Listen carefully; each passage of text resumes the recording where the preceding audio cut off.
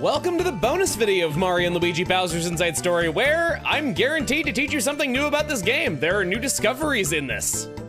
This is everything that we have not seen already in another video, and just all the other things that I learned while making this that I didn't have a good opportunity to talk about.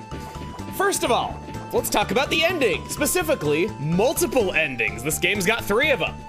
Depending on your ranks, Chekron will say different things to you. For star rank, he goads you, telling you that he expects better from you and knows that you can do better. For a shine rank or below, he commends you for defeating the Dark Star with such little power. This is probably the only example I can think of where the bad ending is superior to the neutral ending. And the good ending for reaching Rainbow rank at level 40, as well as final boss rank at level 40 with Bowser, he calls you amazing. Speaking of the ending, I want you to watch Toadbert here. He just dived off the entire castle to avoid Bowser. It seems to be a running gag, intentional or not, because he dives off of that really tall bone structure earlier in the game too. The final boss has 4, count them, 4 attacks that we never saw. This first one, it grabs you and elevates you at different heights, making you either have to jump over these pulses or not. Second, it plants its arms in the ground in front of you, releasing energy through them, and you have to hammer them away. This third one, Fawful turns into a Pac-Man chasing you while the Dark Star tries to trip you up. And lastly, Dark Bowser has this Dragon Ball Z punch thing where you have to repel it with your own punch, and then he tries to attack you from above. And also, here's what it looks like if the Dark Star core manages to escape Mario and Luigi, since we never saw that either. If you duck as Bowser for exactly 1 frame, he goes into a state known as flickering. This makes him perform 4 ducks at the same time. This has a purpose for attacks that require ducking multiple times, like the cage in the fight with Dark Bowser, enabling you to counter the attack almost instantly. It seems the fight with Dark Fawful was a late addition to this game during development. There's an unused transformation sequence that has him turn directly from Fawful into the Dark Star core. I like this animation. It's super expressive and it shows visually that he cannot control the Dark Star. It's weird where he turns into something that's essentially not human and he's fallen so far, yet he seems kind of pleased with himself and content with it. It's so unsettling. Next up, there's this glorious unused Fawful theme that I have to share with you.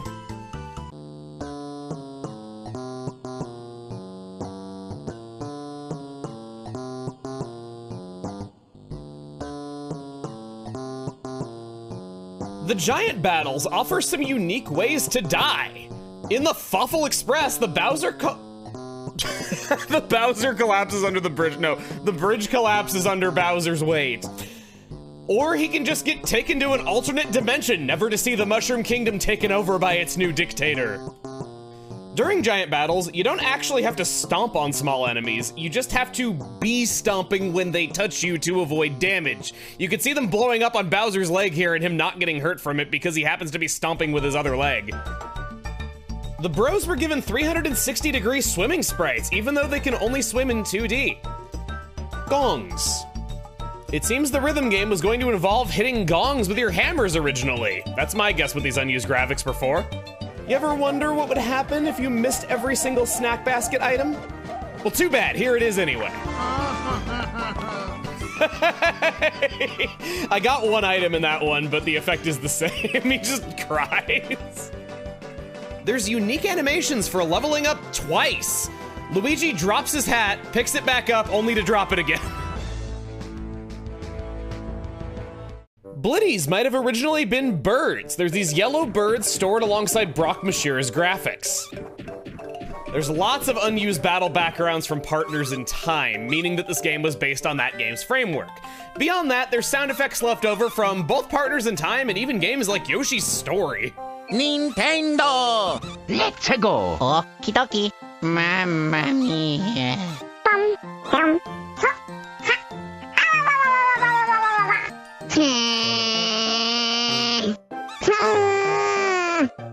Here's these early sprites of Bowser and the Bros based on their appearance in Partners in Time. Luigi doing the crab. Love to see it. There's several unused battle transitions that mostly work, minus a few graphical hiccups.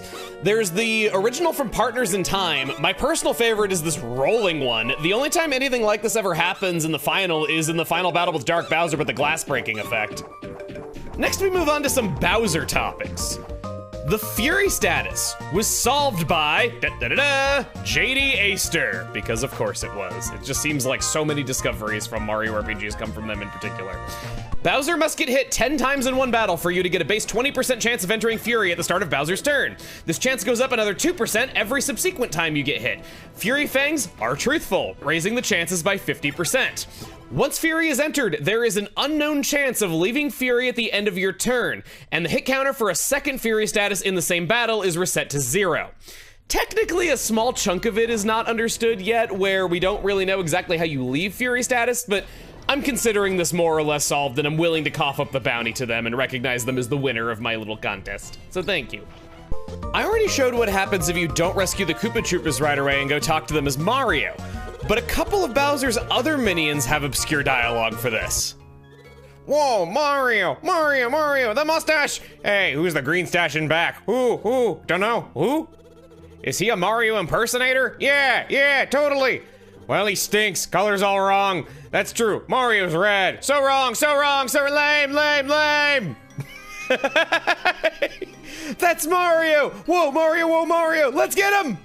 But how? Yeah, Phil, how? We're caged. You can just blow up. The explosion will reach out here. Just saying. Here's some unused sprites of Bowser kicking. Here's Blockman. Actually, it's the Block Hopper from New Super Mario Bros., which would have made its only other appearance here had it been used. Here's an unused flower plant guy thingy. There's an unused sprite of Luigi with the incorrect palette using the super bouncer during a giant battle. I don't know what this was used for. Unused items. The retry clock was originally a clock mushroom. There's an unused item called Dummy, which heals Bowser. Like, even if you use it as Mario and Luigi, it has an unused behavior of throwing the item into the air, having it explode into like this soothing aura, and it heals Bowser from inside of him. There's this graphic with Japanese text on it that I assume says provisional because a lot of Japanese games have that as an unused test graphic. This game has a debug menu that was left in, but basically all of the text in it was dummied out in the English release with the text "no need to translate" in place of every line to do with it. And here it comes, in the remake. The great song from the original title screen was lost in the 3DS version. They composed a new one in its place, and the original is only heard during the credits. Here's what it would have sounded like.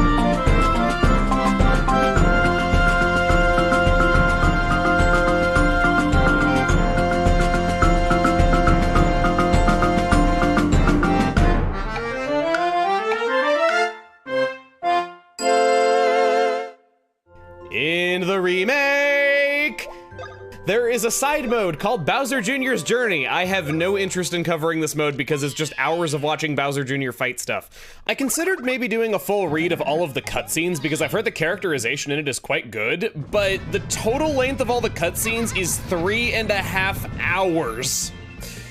And I just think that at that point you might as well do a full playthrough, but the full playthrough would be really boring to watch because there's basically no gameplay. So, sorry, just not gonna be a part of this.